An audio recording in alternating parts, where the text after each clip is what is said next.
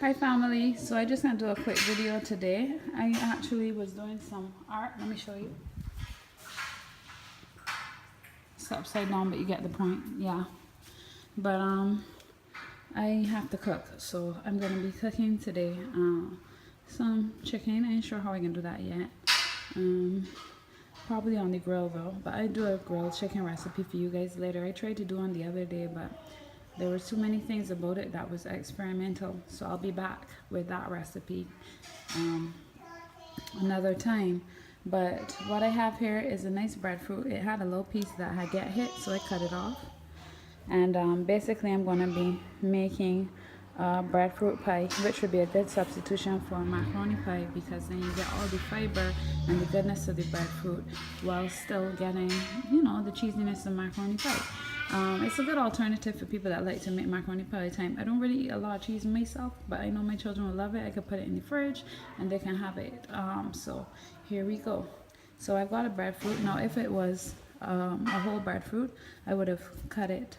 I cut the bottom or cut it in half somehow, because the whole point is you want a flat surface, and then basically you're going to be taking your knife and going around the edges and peeling it. I can't show you how to do that today because I'm doing this video myself, but basically I'm just going to do it with my knife to show you. So you're going to come down this way and cut around the breadfruit all the way around to get the skin off. Then you're going to cut it in half, and then you're going to take the middle out. I'll show you that part. All right, 1 minute. So here you have it. It's like a dome, you know. It's so big, and I had cut out a little piece. I didn't like how it looked, but basically this is how it looks now that it's peeled. Or I missed a little spot there, and I'm gonna now cut this in half and take out the center, the core with the seeds in it. So I've left one piece with it still in, so you can see. Basically you're gonna hold this like I'm holding it up like this, and take the knife then and cut out the core from that area there, and then this is what you're left with. A quarter of a breadfruit. You see how big a breadfruit is? A breadfruit can feed a lot of people, you know, and in these harsh economic times, it's a good thing for our families. Yes, at the end of the day, I think we Bajans were a bit posh, a bit bougie, and because of that, we kind of move away from local food, and we always are with this imported thing, because there's this little thing going on in the world. Whenever people say something is imported, they mean it's expensive, it comes from far away, and it's so exotic. But sometimes we miss out being like that. So, you know, it's nice to use your local stuff. And, you know, if you want it to be exotic, call it ulu, because that's what Hawaiian people call it. They actually eat the ripe breadfruit a lot more than we do. I don't like a breadfruit too ripe, so that's why I have to do this breadfruit today before it gets too yellow. You see, when it's like, it's firm to the touch, but not hard, that's when it's nice. When a breadfruit gets too soft, this recipe wouldn't work. Okay, so basically it took me a little while, but as you can see, there's a big bowl, and basically I cut the breadfruit into about 1-inch cubes. And what I'm going to do is I'm going to blanch this breadfruit, but only in a little bit of water, because I don't want it to get too much liquid in it. At the same time, there's a lot of breadfruit, so I've decided I'm going to try a pizza crust. I haven't done it before, but I know of people who've done it, so we'll try a breadfruit pizza crust. And for that one, I'm going to saute the breadfruit, because the issue with pizza crust is you just don't want it to have too much liquid in it in order to get nice and crispy. So what I'm going to do is I'm going to saute that one, and the other one I'm going to blanch. So I'm going to be using about 1/3 of it for the pizza crust and 2/3 for the other stuff.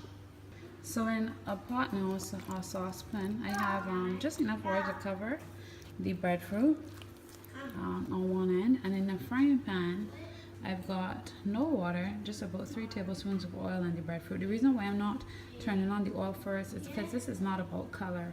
This is about getting the breadfruit cooked at least halfway before we put it in the oven. And I want it to actually soak up some of the oil. That will give it a little bit of flavor. We season it with some salt and some herbs, and it's going to be really nice for the pizza crust. I find when things don't have the same texture you might want it to have, the best way is to flavor it up nice. But I think the texture will still be nice for our pizza crust. But that's why I haven't, that's why I have not put the fire on first, make sure the oil is really hot, and then put in the breadfruit. We're not making saute breadfruit here. We are just getting the breadfruit soften a little bit and getting some of the oil incorporated, and then at the end we'll try to get a little bit of color in it, but you'll see when I do it. So here we go, and we're onto the stove with both pots. And in the meantime, you'll be grating your cheese and doing some herbs for the breadfruit pie. You can make this like how you like to make macaroni pie, but I'm going to show you how I'm going to make it. And of course there can be all sorts of variations to this. Another nice thing to do would be maybe to do it like how you do fettuccine alfredo and just put in like an alfredo sauce or cream sauce, something like that. You could also do like some sausage and whatnot and put into the sauce, or some chicken or something, and actually do it like how people make different types of pasta. It can have vegetables, all sorts of things, and be a one pot meal. But here we go. So here I have some herbs. I got it from one of those herb packs. I'm going to be using the broadleaf thyme, the normal thyme, some marjoram, and some scallions. Now I like to use the local herbs sometimes, not all the times, because most of the time we use certain herbs. When I say local, I shouldn't say that this time. I should say the traditional. And there's other things that are very traditional, like using Scotch bonnet peppers for heat all the time. Scotch bonnet peppers are lovely, but they're also really, really hot. Sometimes I like to use a lower grade heat to be able to use more pepper and get more of the pepper flavor. So I'm going to chop up these herbs. When you see them again, they'll be all nicely fine. And I'm going to get some cheese as well. You know, people say a pie is made by cheese. The thing about when you grate cheese is that you don't use as much of it. I'm thinking maybe about 2 cups of grated cheese. And when I say Bajan cheese, I actually just mean New Zealand cheddar cheese, because everybody knows that that comes from Barbados. When you go to New York and you try to buy that cheese, you're like, hey, what is this price? Got to bring it down from home. Yeah, but in Barbados we use that, and New Zealand cheddar so much. It's like Bajan cheese. To be honest, it's one of the best cheeses in the world, and so versatile. You know? It's a lovely, lovely cheese. Bajans know this. Okay, so to the stove, on a medium heat, I have my breadfruit. As you can see, a little bit of it stuck to the bottom, and that part is getting a little bit dark, but the breadfruit itself is fine. That happened because I was blabbering off my mouth talking to you guys. But as I said, look, see, that's just because it's stuck to the bottom, so it's not moving. The breadfruit has basically soaked up the oil, which is what I was hoping for. And you can see it has 2 colors, so you can see it's, you know, maybe half cooked. Oops, maybe half cooked, yeah. And then, so I'm going to turn that off.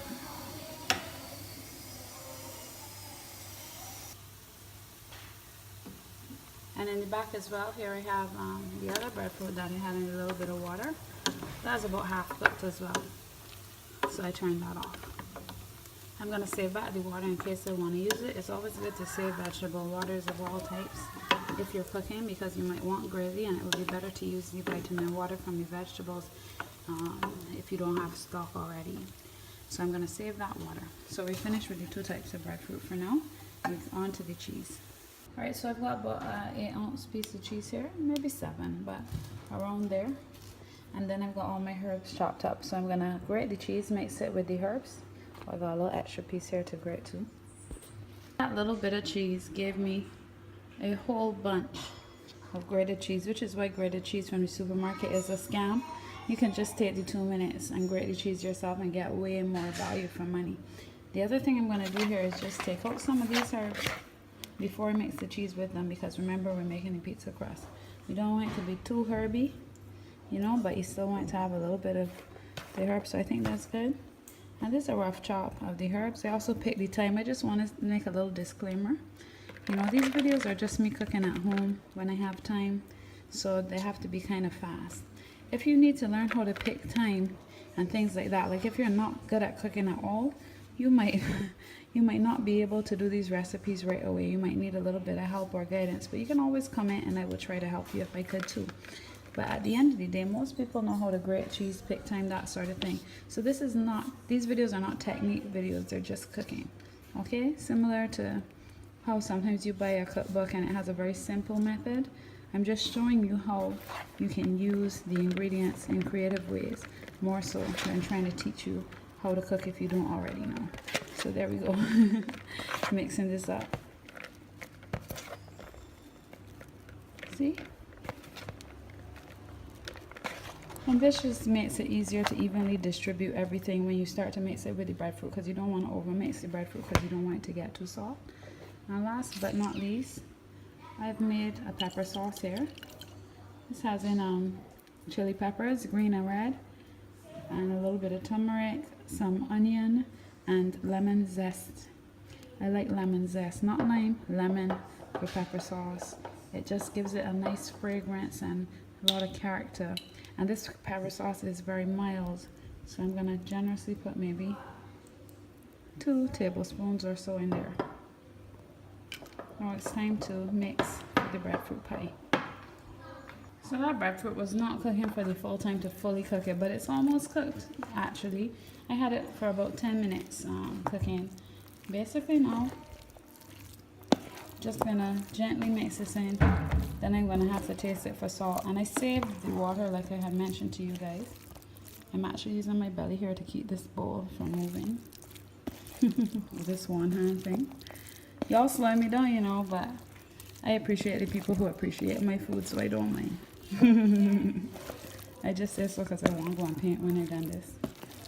But yeah, so we got the breadfruit. As you can see here, the cheese is melting because the breadfruit is still hot. Now the traditional Bajan macaroni pie, some people put ketchup in it, some people have mustard. Everybody has their own thing.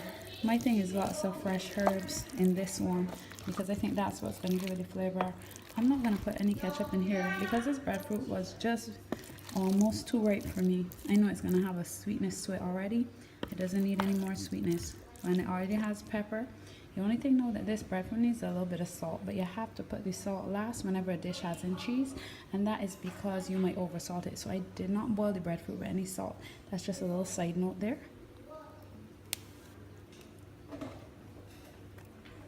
And it almost doesn't need any.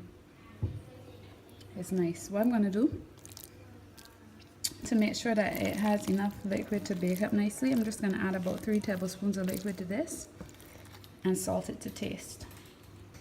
And I got something to tell you all. See, traditional macaroni pie goes in the oven. That's why I blanch this breadfruit. But if I had just cooked it a little bit more and left it like this, look at all this pulling here. You get a nice little breadfruit, quote unquote, mac and cheese, yeah? This here looking nice. So this is gonna go into a pan, and I'm just gonna put it under the broiler first to let it get some color and then bake it. It's gonna be in the oven maybe 20-25 minutes, 30 minutes the most. Have some chicken to cook or something at the same time, or a cake to bake or something. That way you kill lots of birds with one stone using the oven, because the oven uses up a lot of energy or a lot of gas.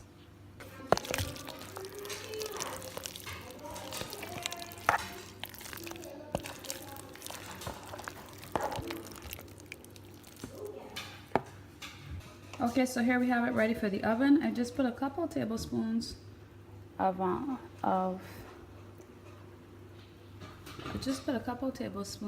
cheese on the top and a little bit of smoked paprika. See how lovely it is? That's ready for the oven. I'm gonna put it on the oven. That's my daughter, sorry, about she's going out, she has her bag on. Yeah, so that's gonna take about 25 minutes in the oven, but first 5 minutes in the broiler and then 20 minutes in the oven, just to make sure and get everything all incorporated. And as I said, the breadfruit is almost cooked. Now in the food processor, I have the sauteed, or well, close to sauteed breadfruit, and I've also got the herbs and about a 1/4 teaspoon of salt, and I'm just gonna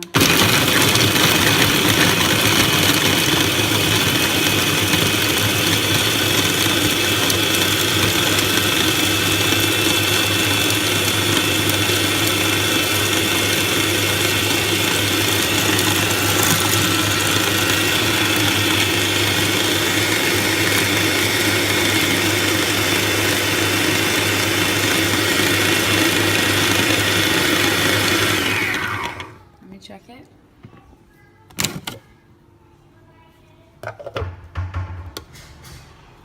Consistency is nice. You can press it together. I'm just gonna let it work for about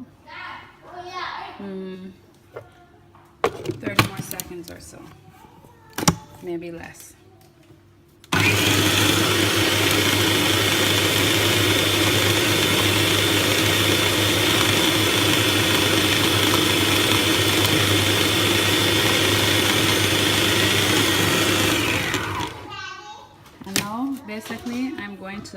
get a pizza pan, grease it, and press this onto the pan.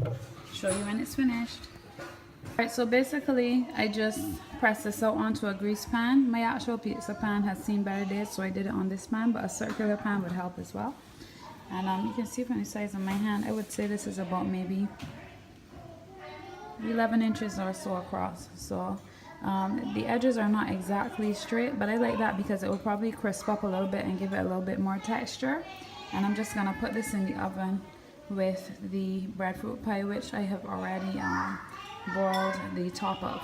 So we boiled the top of the breadfruit pie, and now I'm just gonna let it bake for the 20 minutes. I'll show you that as well. Here it is, looking sexy, man. So ready. Okay, so this is after 20 minutes, and what I did was I just slid my spatula all the way around and made sure it's unstuck. Don't do this too early or it won't stick together. This 20 minutes in the oven, about 375, and as you can see, you can actually lift it up now. Now at this point you can put the toppings, the tomato sauce or whatever sauce you want to use, and the cheese and whatever toppings you want to use onto the pizza crust. It's ready. The breadfruit pie is also ready. This is ready to eat. It's been in the oven for a little bit and it's looking real nice now. About 25 minutes in all, 5 on the broiler and 20 in the oven. Okay, so this will be the end of my breadfruit pizza. What I did was I decided to flip it over the crust, and that way the side that was a little bit crunchier was on the inside, and it let the other side get a chance to get a little bit crispier as well.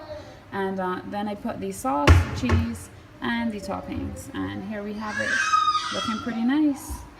So that took about, I would say, though it's a bit lengthier than a normal pizza. It took maybe half an hour more in the oven after I put on the stuff, but I did put it on the top shelf because I was also doing chicken, and I had the oven at about 375.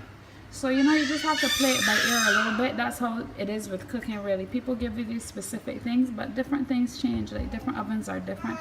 So just start watching it after about another 15 minutes and make sure the cheese is melted and that everything looks done. Thank you for watching.